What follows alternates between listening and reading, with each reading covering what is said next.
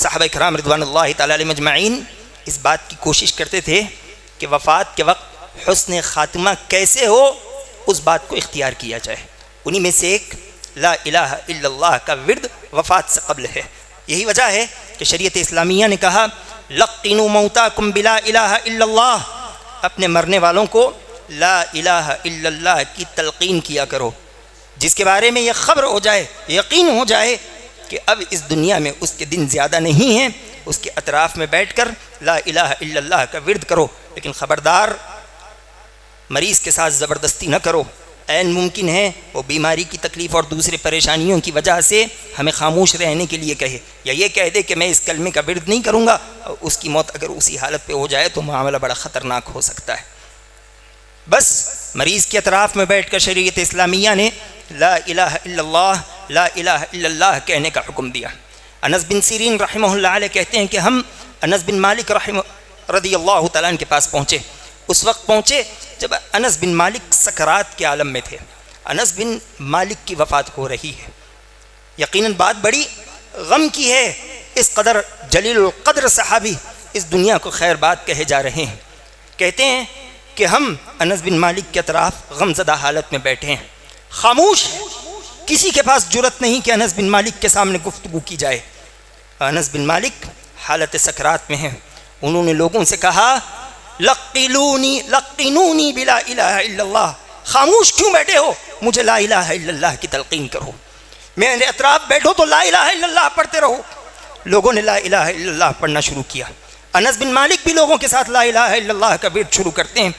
اور انس بن سیرین رحمہ اللہ علیہ کہتے ہیں کہ دیکھتے ہی دیکھتے انس بن مالک کی وفات ہو گئی. آپ کی روح پرواز ہو گئی اور آپ کا خاتمہ خیر کے ساتھ ہوا.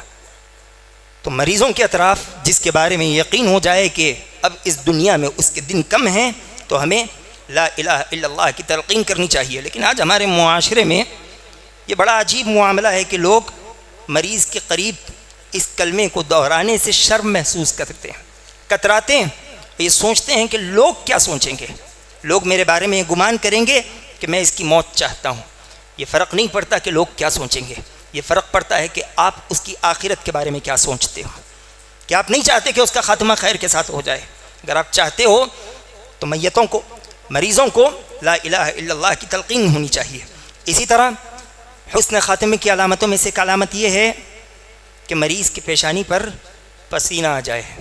بریدہ بن حصیب رضی اللہ تعالیٰ عنہ جو کہ خراسان میں رہا کرتے تھے، انہیں خبر ہوئی کہ آپ کے فلانا ساتھی بڑے بیمار ہو گئے. بریدہ بن حصیب رضی اللہ تعالیٰ عنہ اس ساتھی کی عیادت کے لیے پہنچے. آپ نے دیکھا کہ وہ جو مریض ہے اس کی پیشانی پر پسینہ ہے. آپ نے کہا اللہ اکبر، سمعت رسول اللہ صلی اللہ علیہ وسلم موت المؤمن بعرق الجبین. کہتے ہیں اللہ اکبر، میں نے اللہ کے نبی علیہ الصلوۃ والسلام سے سنا مومن کی موت پیشانی کے پسینے کے ساتھ آیا کرتی ہے. ابو بکر بن حبیب رحمہ اللہ علیہ مرض الموت میں ہیں، لوگ اطراف بیٹھے ہیں، آپ بھی بڑی تکلیف میں ہیں. لیکن آپ نے لوگوں سے سوال کیا ذرا بتاؤ میری پیشانی پر تمہیں پسینہ نظر آ رہا ہے؟ طلباء نے جواب دیا کہ ہاں آپ کی پیشانی پر پسینہ ہے. کہنے لگے سبحان اللہ ہذہ علامت المؤمن، الحمدللہ یہ مجھ پر اللہ سبحانہ و تعالیٰ کا احسان ہے کہ موت کے وقت میری پیشانی پر پسینہ آ رہا ہے، یہ تو مومن ہونے کی علامت ہے. اسی طرح خاتمہ بالخیر کی علامتوں میں سے ایک علامت یہ بھی ہے کہ آدمی کی وفات جمعہ کے دن یا جمعہ کی رات ہو جائے. اللہ کے نبی علیہ الصلوۃ والسلام نے کہا ما من مسلم یموت یوم الجمعہ او لیلۃ الجمعہ الا وقاہ اللہ فتنۃ القبر. کوئی انسان ایسا نہیں جو جمعہ کے روز مرے یا جمعہ کی رات مرے الا یہ کہ اللہ سبحانہ و تعالیٰ اس انسان کو قبر کے عذاب سے محفوظ کر دیتا ہے. اسی طرح ایک بڑی اہم روایت آپ کے سامنے جو امام حاکم رحمہ اللہ علیہ نے اپنی کتاب میں نقل فرمائی، جسے امام ذہبی رحمہ اللہ علیہ نے صحیح کہا اور علامہ البانی رحمہ اللہ علیہ نے بھی صحیح کہا. وہ دعا ہے، وہ روایت یہ ہے کہ آدمی مرض الموت میں 40 مرتبہ دعائے یونس کا ورد کرے. دعا یونس لا الہ الا انت سبحانک انی کنت من الظالمین.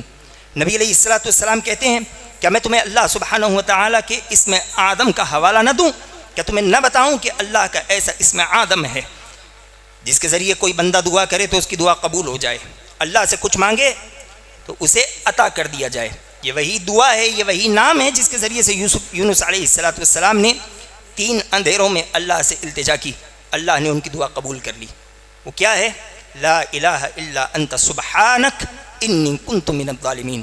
صحابہ میں سے ایک صحابی نے اللہ کے نبی علیہ السلام سے سوال کیا، یا رسول اللہ کانت لیونس ام للمؤمنین عامہ؟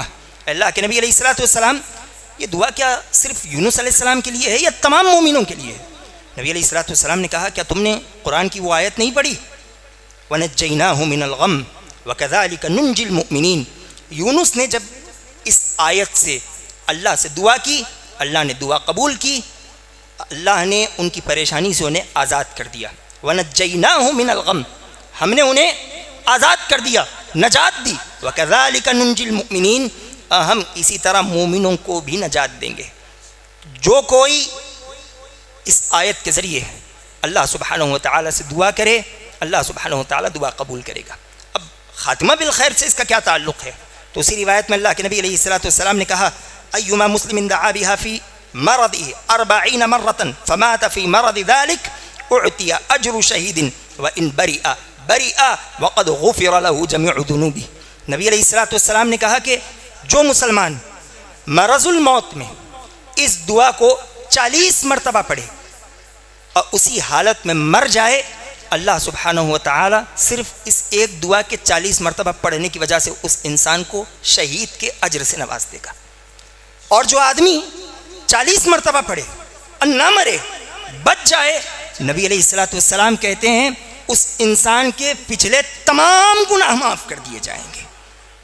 لا الہ الا انت سبحانک انی کنت من الظالمین، دعا یونس، یہ بڑی اہم دعا ہے، خاتمہ بالخیر پر انسان کو جمع دیتی ہے، اور جو اس دعا کا اہتمام کرے اللہ سے امید کی جا سکتی ہے اس کا خاتمہ خیر کے ساتھ ہوگا۔ مسجد عباد الرحمن کے پلیٹ فارم سے ہونے والی دعوت و تبلیغ کے مشن کو آگے بڑھانے میں ہمارا بھرپور ساتھ دیں۔ علم و عمل سے ناطہ جوڑنے کے لیے اہل علم سے جڑیں۔ مسجد عباد الرحمن کے یوٹیوب چینل کو سبسکرائب کریں اور آگے شیئر کرنا ہرگز نہ بھولیں۔ فجزاکم اللہ خیر۔